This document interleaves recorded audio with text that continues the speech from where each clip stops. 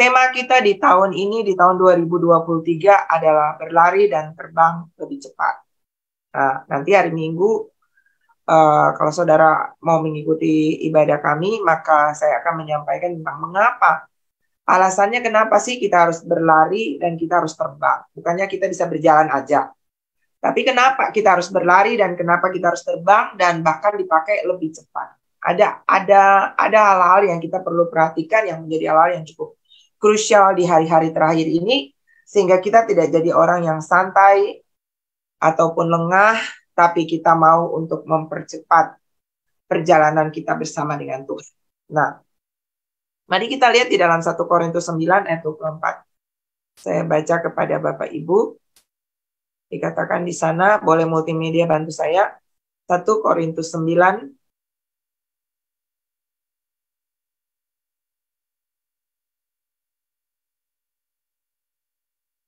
ayat 24-27 dikatakan, tidak tahukah kamu bahwa dalam gelanggang pertandingan semua peserta turut berlari, tetapi bahwa hanya satu orang saja yang mendapat hadiah. Karena itu, larilah begitu rupa sehingga kamu memperolehnya. Nanti Bapak Ibu akan terus baca sampai ayat yang ke-27. Saya mau bagikan dari ayat 24 ini. Dikatakan di sana bahwa larilah begitu rupa. Nah, hidup ini Bapak Ibu adalah sebuah pertandingan. Dan sebuah pertandingan pasti ada akhirnya. Amin. Dan di akhir pertandingan itu akan ada dua kemungkinan. Kita menang atau kita kalah. Ketika kita menang, kita pasti akan bahagia. Kita akan menerima reward. Kita akan menerima sukacita. Tapi kalau kita kalah, yang ada sedih dan malu. Gitu ya. Nah, kalau Bapak Ibu mau bertanding dalam pertandingan yang benar, maka itu ditentukan oleh bagaimana kualitas hidup kita dan bagaimana kualitas kita dalam pertandingan. Ya, apakah kita punya kualitas hidup yang asal? Kita punya kualitas hidup yang mengikuti keinginan daging dari rentetan tahun baru, Natal, bahkan masuk tahun baru. Pastor Luther sudah banyak berbicara tentang bagaimana kita fokus, bagaimana kita punya disiplin, ya, untuk bertanding ataupun berlari ataupun terbang, gitu ya. Nah, ternyata itu semua menentukan apakah kualitas hidup kita itu menentukan kita punya kemenangan ataukah kita punya kekalahan. Firman Tuhan tadi mengatakan bahwa larilah begitu rupa. Artinya kita harus berusaha, ya. Berusaha. Berusaha itu di dalamnya berarti ada unsur kita harus disiplin. Kita harus kadang-kadang kita harus sepertinya lelah, kita harus tersakiti, kita harus walaupun kita harus ada punya masalah, kita sakit, entah sakit secara tubuh ataukah sakit hati, ya. Kalau sakit tubuh tuh gampang pulih ya, tapi kalau sakit hati itu butuh kasih karunia untuk pulih, saudara ya. Nah, tapi di sini dikatakan larilah begitu rupa. Dan sudah beberapa minggu ini kita dengar tentang bagaimana lari begitu rupa itu artinya benar-benar kita harus fokus dan kita sepertinya mengabaikan semua kesakitan kita. Mengabaikan semua penderitaan kita untuk sebuah tujuan, yaitu ketemu Tuhan dan mendapat mahkota. Ya, bukan cuma mendapat mahkota, kalau mendapat mahkota tanpa Tuhan juga apa artinya, gitu kan? Tapi kalau kita ketemu Tuhan dan mendapat mahkota, itu yang Tuhan mau dari setiap kita. Dikatakan bahwa tiap-tiap orang turut mengambil bagian. Kalau kita lihat di dalam ayat 25 sampai ayatnya yang ke-27 dikatakan, tiap-tiap orang yang turut mengambil bagian dalam pertandingan.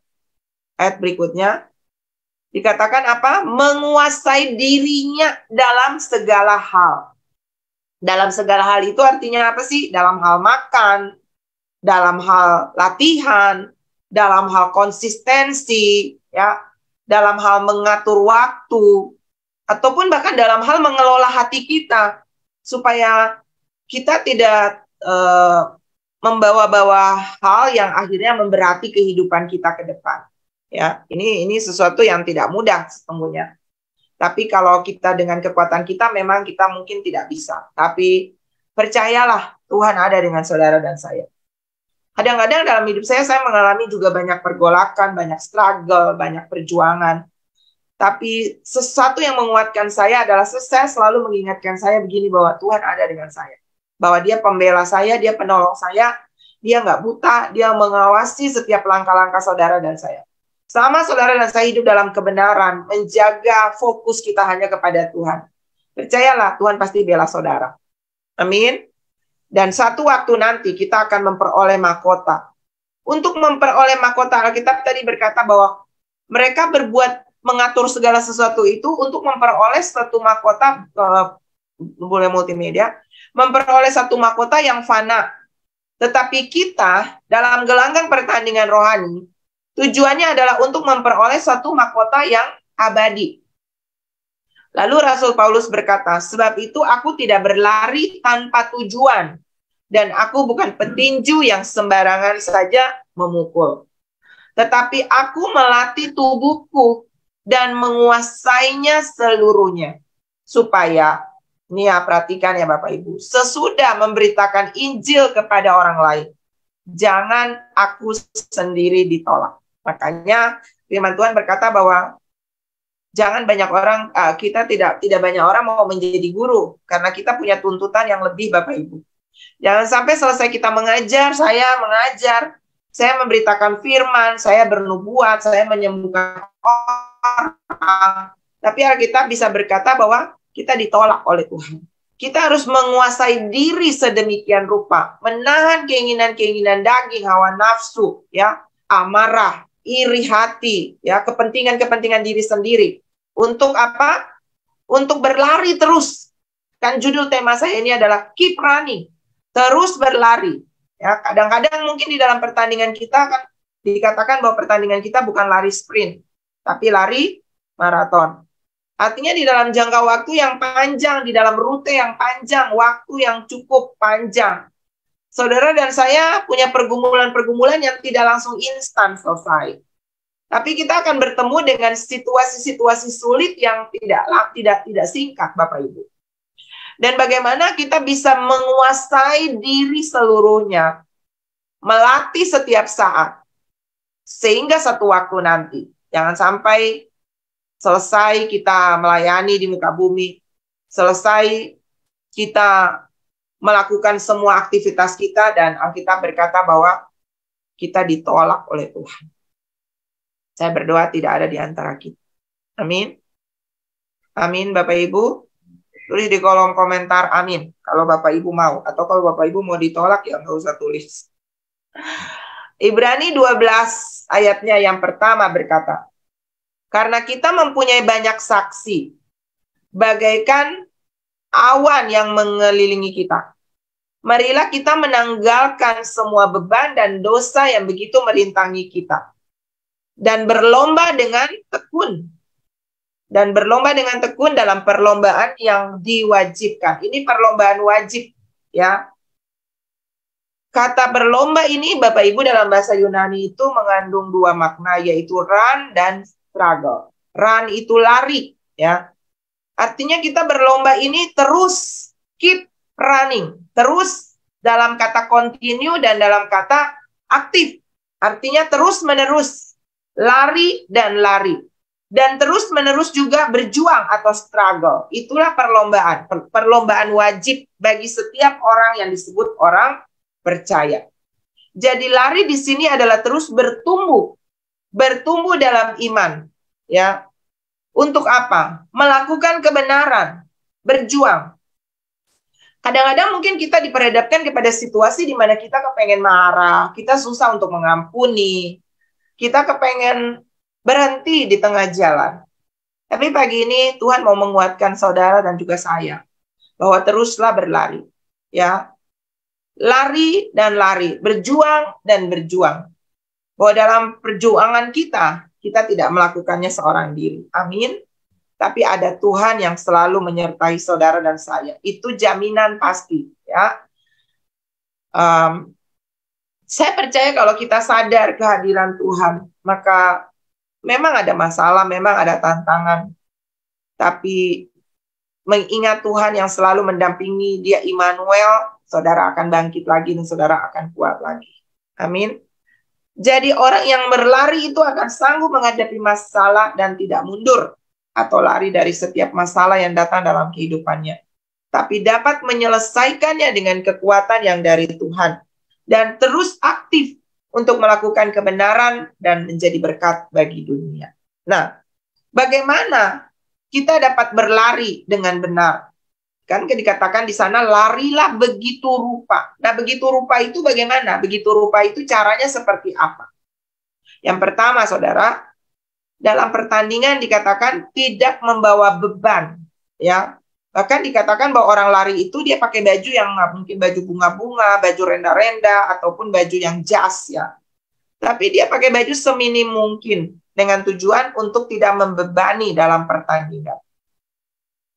Apa yang kita harus tanggalkan untuk kita bisa berlari dan terus berlari? Ibrani 12 ayat 1 berkata, marilah kita menanggalkan semua beban dan dosa. Ya, beban itu belum tentu dosa. Ya, contohnya saudara sakit, itu bukan dosa kan? Itu Tuhan izinkan saudara sakit. Beban itu saudara disakiti, saudara dikhianati, suami, istri mengkhianati, teman, saudara mengkhianati. Itu beban, ya. Saudara mendapatkan beban.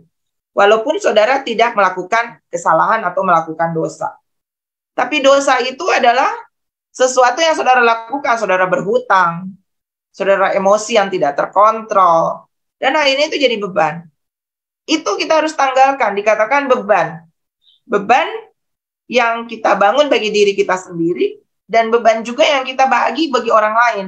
Kita menyakiti orang lain. Makanya ada satu kata hikmat berkata, kasihi semua orang, percaya sedikit orang saja, tapi jangan buat salah kepada satu orang. Artinya Bapak Ibu, ada satu kalimat dalam firman Tuhan yang berkata bahwa apapun yang kamu lakukan bagi seseorang, kamu tidak ingin orang lain lakukan kepadamu, jangan lakukan kepada orang lain. Kalau saudara sudah tahu, misalnya suami saudara tidak suka yang begini, atau istri saudara tidak suka yang begini, jangan lakukan. Atau saudara misalnya tahu temanmu tidak suka ini, gembalamu tidak suka ini, jemaat tidak suka seperti begini, jangan lakukan. Karena itu kita sedang menjadi beban, kita sedang menyakiti tanpa sadar orang lain yang ada di sekeliling kita. Mari kita tidak perlu menuntut orang terhadap diri kita. Saya mau dia begini kepada saya mau dia mengampuni saya mau dia melupakan saya. Tapi dari sisi kita sendiri, kita bikin apa dulu supaya membuat orang itu tidak terbebani dengan sikap kita. Ya, berhenti menyakiti orang untuk menyenangkan daging, gitu ya. Karena ketika kita menyakiti seseorang untuk menyenangkan daging kita, itu akan jadi beban bagi orang itu dan bagi diri kita sendiri. Bahagia di atas penderitaan orang lain, itu adalah penderitaan yang sesungguhnya bagi diri kita sendiri. Mari di tahun yang baru, kita introspeksi, bagi saya juga. Untuk kita belajar tidak jadi beban bagi orang lain. Untuk kita belajar untuk tidak menyakiti orang lain, sadar atau tidak sadar. Kalau tidak sadar bagaimana? Segera minta maaf dan berubah. Ya. Tapi kalau kita berkanjang, artinya sudah tahu itu sesuatu yang menyakiti orang lain, tapi kita buat dan buat lagi. Kita sama dengan kita bilang orang bebal. Saudara, untuk berlari, saudara perlu menanggalkan beban dan dosa. Ya. Kelemahan-kelemahan hari kemarin. Kenapa sih kita puasa 30 hari? Salah satu bentuk menanggalkan keinginan daging. Tapi kalau lolos puasa ini dan saudara masih punya tetap keinginan-keinginan daging, ada yang salah dengan puasa kita. Kita cuma sekedar menahan lapar, tapi kita tetap masih punya keinginan daging yang menguasai hidup kita. Kita masih tetap kasih makan, kita punya keinginan daging, hawa nafsu dunia. Dan pada saatnya kita akan terhambat dalam berlari mengikuti perlombaan iman. Ini menghambat perjalanan rohani kita. Beban dan dosa itu menghambat. Di situ ada kekhawatiran, di situ ada ketakutan, di situ ada kesombongan, di situ ada keserakahan, ada keegoisan, ada kebencian, ada iri hati. ada suka bohong, ya, ada suka berzina, ada suka melakukan hal-hal yang tidak menyenangkan hati Tuhan dan hati orang lain. Tuhan mau adalah kita menanggalkan itu. Lalu apa? Lalu taat pada apa? Aturan-aturan yang diberikan. Kalau kita berlari, mungkin kita bisa mencapai garis akhir. Tapi kalau kita lari dalam gaya siksa atau lari yang tidak pada jalurnya, atau kita mengambil jalur orang lain, mungkin kita bisa sampai duluan, tapi kita mengalami yang namanya diskualifikasi. Kita tidak mencapai syarat yang ditentukan bagi kita. Dan itu gagal. Itu tidak bisa ditentukan sebagai seorang pemenang. Tuhan mau adalah kita menjadi orang-orang yang berlari di jalur kita masing-masing. Kadang-kadang kita lebih suka melihat kelemahan orang lain. Tapi kadang-kadang kita nggak konsisten untuk introspeksi kelemahan diri kita sendiri. Tuhan mau kita tidak terlalu kepo untuk urus kelemahan orang lain, dia berubah. Tapi mulai dari diri kita sendiri. Kalau kita semua punya keinginan untuk berubah, ya, maka saya percaya kita semua akan terus berlari dalam pertandingan iman yang benar. Amin. Dan Tuhan mempercayakan kita untuk kita dipakai menjadi berkat bagi orang lain dan bukan menjadi beban bagi orang lain. Yang kedua, Bapak Ibu, apa pertandingan yang benar atau cara lari yang begitu rupa tadi? Yang kedua, tekun.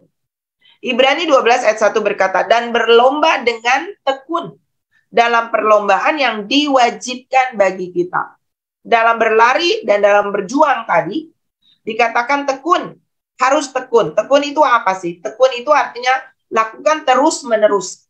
Kadang-kadang kita lari mungkin 100 meter, kita berhenti, kita istirahat dulu, kita berhenti, atau kita bahkan tidak lagi berlari, atau kita bahkan jalan mundur. Bisa saja Bapak Ibu.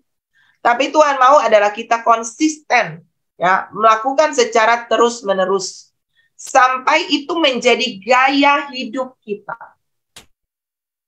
Membaca Alkitab, berdoa, belajar untuk menjaga kekudusan hidup, kekudusan mata. Jangan hari ini kita kudus, besok kita kudis. Jangan hari ini kita jujur, besok kita bohong. Jangan hari ini kita bilang kita mau rajin baca firman, mau rajin berdoa, besok 1 tahun kita lupa. Itu namanya tidak konsisten. Tapi biarlah kita melakukan secara terus-menerus kebenaran, sehingga itu menjadi satu gaya hidup bagi kita. Gaya hidup suka melayani Tuhan dan pekerjaannya. Karena apa? Karena kita mencintai Tuhan. Hiduplah dalam kebenaran, kejujuran, kemurahan hati, dan jadilah berkat bagi dunia. Lihat, itu ada di dalam Galatia 5 ayat 22 sampai 23. Jadi orang Kristen yang konsisten itu tidak yoyo. Kadang up, kadang down. Tapi kita harus stabil dalam mengejar hal-hal yang rohani, hal-hal yang ilahi. Saudara, hidup ini udah berat ya. Jadi masing-masing jaga diri deh. Ya. Pesan saya masuki tahun ini adalah masing-masing kontrol diri sendiri. Dan bagaimana ketika kita bisa mengontrol diri kita, kita akan jadi orang yang kuat. Dan kita juga bisa menjadi berkat bagi orang lain. Ketika kita bisa mengontrol diri kita sendiri, saya yakin kita pasti bisa menyenangkan Tuhan. Dan menyenangkan sesama. Hidup sudah susah, sudah banyak masalah. Jangan bikin masalah lagi bagi diri dan bagi orang lain. Ya. Mari kita belajar untuk lakukan sesuatu yang kalau kita tahu itu menyenangkan orang lain, lakukan. Tapi kalau kita tahu itu nanti ya secara daging mungkin kita senang sendiri. Tapi orang lain tersakiti, jangan lakukan. Karena Alkitab berkata, apa yang kamu tidak mau orang lakukan kepadamu, jangan lakukan pada orang lain. Itu adalah hukum kasih. Dan saya percaya bahwa kalau kita melakukannya, maka kita bisa bukan cuma berlari, tapi kita bahkan akan terbang. Kenapa kita bisa terbang? Karena kita punya yang namanya masuk dalam aerodinamika rohani. Di mana gaya gravitasi bumi. Gaya gravitasi bumi itu berbicara tentang keinginan mata, keinginan daging, keangkuhan hidup. Hawa nafsu dunia, keserakahan, ketamakan, kesombongan, ya. Kadang-kadang kita nggak bisa membedakan nih antara kita mau menyenangkan Tuhan atau kita mau menyenangkan manusia. Cenderungnya kita adalah melakukan hal-hal yang orang lain senang, tapi kita nggak tahu bahwa itu nggak menyenangkan hati Tuhan. Tuhan tidak mau seperti itu. Kita harus memprioritaskan menyenangkan hati Tuhan di atas segalanya. Dan itu harus dengan takut akan Tuhan. Saudara, jadilah orang yang tidak hidup suam-suam kuku, alias tidak dingin atau panas, tapi harus dingin. Kalau mau dingin, sekalian dingin. Kalau mau jadi orang Kristen yang tidak sungguh-sungguh, sekalian aja jadi orang Kristen yang tidak sungguh-sungguh. Tapi kalau mau jadi orang Kristen yang panas, yang mau terus bergairah dengan Tuhan, ayo. Jangan jadi orang yang hari ini dingin, hari besok panas, atau suam-suam kuku. Kita berkata di dalam Wahyu bahwa kalau kita suam-suam kuku, Tuhan akan memuntahkan kita. Wahyu 3, 15-16 berkata, aku tahu segala pekerjaanmu, engkau tidak dingin dan tidak panas. Alangkah baiknya jika engkau dingin atau panas, jadikan engkau suam-suam kuku, dan tidak dingin atau panas. Aku akan memuntahkan engkau dari mulut. Saudara, yang ketiga, untuk kita bisa berlari begitu rupa, maka kita harus dikatakan fokus, ya. Fokus kepada siapa? Tadi malam ini khotbahnya Pastor Luther. Fokus kepada Tuhan Yesus. Ibrani 12 ayat 2. Marilah kita melakukannya dengan mata yang tertuju kepada Yesus. Kalau kita melihat orang, pendeta sekalipun, kita bisa kecewa. Orang-orang yang kita bangga-banggakan, saudara jangan terlalu fokus kepada mereka. Satu saat ketika saudara temukan blind spot-nya, atau temukan kelemahannya, saudara bisa kecewa. Saudara bisa lari dari Tuhan. Ada banyak kok anak-anak Tuhan, hamba-hamba Tuhan yang mundur dari Tuhan, karena melihat figur-figur yang mereka idolakan jatuh. Manusia tuh nggak kebal dosa, saudara. Tapi sesungguhnya kita bisa untuk tidak hidup di dalam dosa. Kalau kita mengontrol diri kita sendiri. Dengan apa? Dengan mengizinkan Roh Kudus memenuhi hati dan pikiran kita. Dan dikatakan kalau kita fokus kepada Tuhan Yesus, dia adalah manusia tersempurna di dunia ini. Saya berkali-kali, saudara, mengalami kekecewaan dengan orang-orang yang saya idolakan dalam hidup ini. Berkali-kali. Tapi saya bersyukur ya, karena setiap kali saya lemah, ketika saya rasanya mundur deh, ketika saya rasanya gak kepengen lari lagi, saya paksa diri saya untuk lihat Yesus. Fokus mata saya. Dan itu hanya bisa didapat kalau kita punya intimasi dengan Tuhan. Ketika kita membangun keintiman dengan Tuhan, maka ada energi supranatural yang kita terima dari Tuhan. Sehingga kita akan bangkit lagi dan aku mau lari sekalipun berdarah-darah. Lihat kepada Yesus. Dan berkali-kali Tuhan itu menunjukkan pembelaannya yang sangat nyata dalam kehidupan saya. Setiap kali saya lemah dan saya bilang, Tuhan aku gak mampu. Dan kepengen menyerah. Tuhan itu menggendong. Marilah kita melakukannya dengan mata yang tertuju kepada Yesus. Ibrani 12 ayat 2. Yang memimpin kita dalam iman. Dan yang membawa iman kita itu kepada kesempurnaan.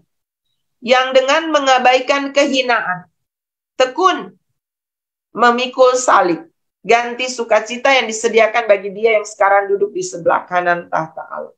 Kadang-kadang kalau cuman masalah hati, merasa nggak didukung, merasa tersakiti, saya selalu mengingatkan saya begini, kamu belum berdarah-darah seperti Yesus. Kamu belum dipaku disalibkan. Kamu belum ditinggalkan murid-murid. Kamu belum merasa sendirian. Walaupun kadang saya merasa sendirian juga. Tapi mengingat Yesus yang mengalami yang lebih parah dari apa yang saya alami. Itu kekuatan bagi saya. Dikatakan ingatlah selalu akan dia. Yang tekun. Tekun buat apa? Menanggung bantahan yang sehebat itu terhadap dirinya dari pihak orang-orang berdosa. Orang-orang berdosa menyakiti Yesus, mengkhianati muridnya sendiri yang dipercaya bendahara, mengkhianati dia. menjual dia, memakukan dia di salib. Orang-orang yang dia ciptakan membunuh dia. Tapi dikatakan dia tekun menanggung itu aja tanpa protes. Kalau Yesus berhenti untuk mau memikul salib, saudara dan saya mati. Saudara dan saya masuk ke dalam neraka kekal. Tapi karena dia melakukannya itu, maka saudara dan saya bisa selamat. Nah, kalau kita fokus kepada model yang ini, yang memikul salib, yang berdarah-darah, yang menanggung bantahan untuk saudara dan saya, maka saudara dan saya akan tetap kuat. Jangan berkecil hati, jangan putus asa. Karena penderitaan-penderitaan yang kita alami ini penderitaan-penderitaan yang tidak melampaui kekuatan. Amin. Amin, Bapak Ibu. Dan yang keempat, supaya bertanding begitu rupa itu adalah tidak menyerah. Supaya jangan kamu menjadi lemah dan putus asa. Alasan orang menyerah itu karena dia tidak percaya dengan kehebatan. Saya selalu memukul diri saya dan mengingatkan saya begini, bahwa kalau kamu menyerah, kamu sedang mengkerdilkan kuasa Tuhan. Let God be God. Biarkan Tuhan menjadi Tuhan. Ketika kamu punya masalah yang rasanya kamu gak mampu selesai, izinkan tangan Tuhan yang hebat turun dan menolong saudara. Itu salah satu bukti kita sedang mempercayai Tuhan. Sehingga kita tidak menyerah. Kita akan terus aktif, berlari dan berjuang. Saya tahu banyak dari saudara punya pergumulan. Kalau pengen cari aman, Tuhan tinggal di surga, gak perlu turun buat saudara. Tapi dia rela tinggalkan surga yang nyaman, datang menebus dosa saudara dan saya. Itu kekuatan yang paling penting, energi yang paling kuat bagi saudara dan saya.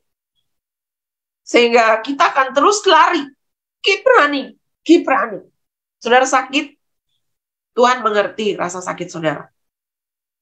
Saudara lemah, saudara lelah, ada Tuhan. Dan saya percaya, ketika saudara melakukannya dengan terus-menerus, maka kita anggap sebagai satu kebahagiaan. Yakobus 1 ayat 12. Berbahagialah orang yang bertahan dalam pencobaan. Boleh tunjukkan Yakobus 1 ayat 12. Berbahagialah orang yang bertahan dalam pencobaan. Sebab apabila ia sudah tahan uji, ia akan menerima mahkota kehidupan yang dijanjikan Allah kepada barang siapa yang mengasihi dia. Ada mahkota, saudara. Tadi malam ada sharing tentang 5 mahkota yang akan saudara dan saya terima. Dan ketika kita terus keep running, mahkota ini jadi milik saudara. 2 Timotius 4 ayat 7-8. Timotius mengatakan bahwa aku telah mengakhiri pertandingan yang baik. Aku telah mencapai garis akhir. Dan aku telah memelihara iman. Sekarang telah tersedia bagiku mahkota kebenaran yang akan dikaruniakan kepadaku oleh Tuhan, Hakim yang adil, pada harinya. Tetapi bukan hanya kepadaku, melainkan juga kepada semua orang yang merindukan kedatangan. Saudara, Tuhan menyediakan mahkota bagi saudara dan saya yang terus running. Keep running, saudara. Dan Tuhan datang udah gak lama lagi. Banyak orang yang cerita kepada saya tentang mimpi-mimpi mereka. Sedang berdandan, sedang mempercantik diri. Ada satu orang yang menulis tentang kesaksiannya ketika dia mendengar nubuatan tentang tahun ini untuk berlari dan terbang dengan cepat. Dia baru habis bermimpi. Dia melihat orang banyak yang berlari. Dan ada yang pakai baju olahraga sehingga dia bisa berlari dengan baik. Tapi ada yang berlari dengan sepatu hak dan kakinya lecet. Tapi harus berlari, harus berlari. Nanti hari Minggu saya akan bicara tentang kenapa kita harus berlari. Kenapa kita harus terbang dengan cepat? Karena ternyata itu penting banget bagi kita dan bagi banyak orang. Dan dia bermimpi bahwa orang-orang sedang berlari dan berlari. Dan ketika dia mau mencari berita di YouTube, dia menemukan nubuatan tentang tema kita. Lalu dia bilang seperti mendapat sebuah peneguhan, dia seperti masuk di dalam mimpinya dia dengan perkataan-perkataan nubuatan yang dia dengar. Dan beberapa yang bercerita kepada saya tentang mimpi mereka. Ibu Yuli kemarin cerita tentang mimpinya. Saya juga bermimpi bahwa kita semua sedang berdandan, kita semua sedang mempercantik diri, mencari baju yang indah. Ada orang-orang yang mimpi tentang pengangkatan, tentang bagaimana orang-orang terbang. Dan saya yakin Tuhan itu salah satu bahasanya adalah melalui mimpi. Dan dia segera akan datang. Wahyu 3 ayat 11. Aku datang segera. Peganglah apa yang ada padamu, supaya tidak seorang pun mengambil mahkota.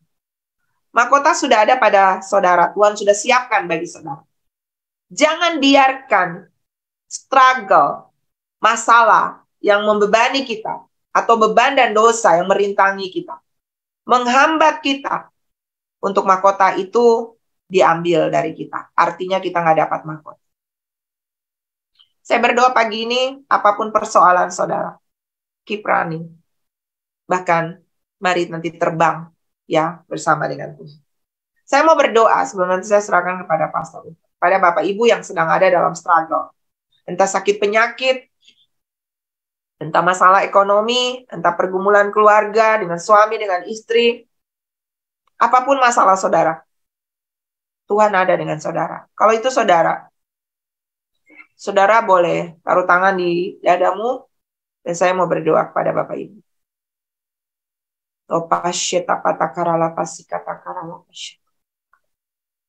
Ada begitu banyak masalah, persoalan yang kami hadapi Tuhan. Baru saja kami mengawali tahun ini. Tapi ada begitu banyak hal yang datang menghantui kehidupan kami dan membuat kami merasa lemah. Tapi pagi ini Tuhan, firman-Mu datang untuk menguatkan kami kembali dan mengingatkan kami bahwa dalam pertandingan ini kami tidak sendirian. Kami punya Tuhan. Bahkan Tuhan yang kami sembah adalah Tuhan yang sudah memberikan contoh. Bahwa Engkau pun menanggung penderitaan. Kau mengalami bantahan yang sangat hebat. Kau dibunuh, engkau disiksa, engkau dianiaya, engkau ditinggal, engkau dihianati. Tapi engkau begitu baik, sabar, menunggu, menanggung demi kami. Sebab itu biarlah kami juga yang engkau hidup di dalamnya. Kami akan terus berlari, Tuhan. Dan kami butuh kekuatan-Mu dan Engkau sudah ada di dalam kami. Itu cukup bagi kami, Tuhan. Roh Kudus, hamba-Mu berdoa pagi ini bagi anak-anak-Mu yang sedang bergumul dengan masalah sakit penyakit. Masalah hutang piutang, masalah ekonomi keluarga. Masalah dengan pergumulan suami, dengan istri, dengan anak-anak. Tuhan datang dan jadi sahabat terbaik bagi mereka. Tolong mereka, dengarkan seruan-seruan mereka.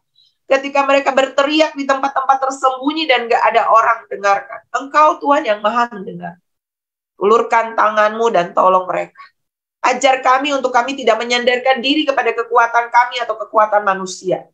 Tapi kami mau menjadi orang-orang yang diberkati karena kami mengandalkan Tuhan. Dan biarlah kami belajar untuk menjadi orang-orang yang terus berlari dan terus berlari pada tujuan. Untuk memperoleh mahkota kemuliaan, mahkota kebenaran, mahkota kehidupan yang Engkau sudah siapkan bagiku. Terima kasih Tuhan, biarlah firman-Mu ini pergi dan tidak kembali, tapi memberikan energi bagi setiap kami untuk kami melangkah di tahun yang baru ini. Terpujilah nama-Mu, Roh Kudus, dalam nama Tuhan Yesus, kami bersyukur. Haleluya. Amin. Amin. Tuhan memberkati Bapak Ibu. Ya, puji Tuhan. Bapak Ibu, saya percaya pagi ini Bapak Ibu diberkati oleh Tuhan. Amin. Yang diberkati oleh Tuhan boleh tulis di kolom komentar. Bapak Ibu lihat di background saya, ada tulisan tema kita tahun ini. Dan mungkin Bapak Ibu bisa ambil ya. Bisa nanti kalau masuk lagi di mujizat pagi atau ini dengan profesi, Bapak Ibu punya latarnya bisa seperti ini. Jadi kita satu tujuan, kita mau kemana? Kita mau berlari dan mau terbang lebih cepat. Nah, kalau Bapak Ibu perhatikan bahwa prinsip berlari itu adalah harus berlari kepada tujuan, harus berlari sampai kepada garis akhir, dan harus berlari sekencang-kencangnya menurut aturan. Kalau Bapak Ibu perhatikan Ibrani pasal 12, maka ada hal yang harus Bapak Ibu tanggalkan. Pertama, beban, dan yang kedua adalah dosa. Beban itu mungkin bukan salah Bapak Ibu, tapi salah orang lain, kan. Tapi Bapak Ibu jadi terbeban. Tapi kalau misalnya itu dosa, cuma datang diselesaikan dengan minta ampun di hadapan Tuhan. Kalau minta ampun di hadapan Tuhan, maka Alkitab berkata bahwa kitab Yesaya berkata bahwa Tuhan mengampuni saudara, Tuhan melupakan segala kesalahan kita. Menurut Yesaya pasal 40, ayat yang ke-25, maka Tuhan tidak ingat-ingat lagi. Tapi beban itu bisa saja menindih kehidupan Anda. Alkitab katakan bahwa ini penghalang untuk Anda berlari. Jadi sebelum berlari, berlomba, menurut aturan perlombaan, maka ini dulu harus ditanggalkan. Menanggalkan semua beban dan dosa. Karena itu menjadi rintangan yang akan menghalangi langkah Bapak Ibu berlari. Hanya orang bodoh yang berlari dengan memikul beban yang berat. Hanya orang bodoh yang mau berlari dengan tetap ada membawa dosanya. Itu hal yang Bapak Ibu harus, ini prinsip yang harus Bapak Ibu lihat untuk kita mau berlari dengan cepat. Kalau Bapak Ibu mau berlari dengan lambat, kalau beban semakin berat, saya percaya kita nggak berlari, tapi kita akan merangkak, mungkin berjalan dan nggak kuat jalan. Kalau Bapak Ibu lihat juga dalam Filipi pasal yang ke-3 ayat yang ayat yang ke-13 dikatakan begini, saudara-saudaraku, aku sendiri tidak menganggap bahwa aku telah menangkapnya. Tapi ini yang kulakukan, aku melupakan apa yang telah di belakangku dan mengarahkan diri kepada apa yang di hadapanku. Orang prinsip berlari, tadi saya katakan, harus kepada garis akhir, Bapak Ibu ya. Kalau orang berlari sampai menoleh ke belakang, saya percaya dia tidak akan pernah sampai di tujuan. Dia akan terus mengingat hal-hal yang ada di belakang. Dan dia tidak bisa melihat masa depan, dia tidak bisa melihat mahkota, dia tidak bisa melihat reward, dia tidak bisa melihat jalur di mana dia harus berlari. Pasti dia akan melanggar semua aturan, dia akan menabrak orang lain, dia bisa, kalau lari di jalan, dia bisa nabrak motor, menabrak mobil, dia bisa nabrak tiang listrik, dan bisa masuk dalam got, saudara.